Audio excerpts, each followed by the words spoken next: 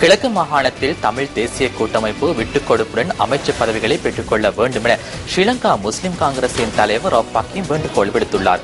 கொழும்பில் இன்று இடம்பெற்ற ஊடக சந்திப்பின் பொழுதே அவர் இந்த வேண்டுகோளை விடுத்தார். முதலிலே நாங்கள் ஐக்கிய மக்கள் சுதந்திர கூட்டமைப்புடன் சேர்ந்து ஆட்சி அமைப்பதற்கான சாத்தியக்கூறுகள் இருந்த போதும் தமிழ் தேசிய கூட்டமைப்புடன் சேர்ந்து கலந்துரையாடிவிட்டு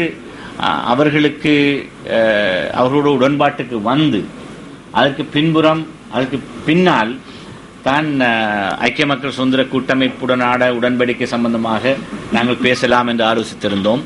ஆனால் தமிழ் தேசிய கூட்டமைப்பினருக்கும் எங்களுக்கும் இடையில் நடந்த பேச்சுவார்த்தைகளில் திருப்திகரமான முடிவுகள் எட்டப்படவில்லை என்ற காரணத்தினால் அது சாத்தியமாகவில்லை என்ற மனக்குறை எங்களுக்கு இருந்தது. எனவே எங்களுடைய ஆரம்ப முயற்சி அவர்களை இணைத்து ஒரு கூட்டாட்சி நிறுவுவதாக இருந்தாலும் முதலமைச்சர் விவகாரத்தில் நடந்த இழுபறி காரணமாக அது சாத்தியமாகவில்லை என்பது வருந்தத்தக்க விஷயம்.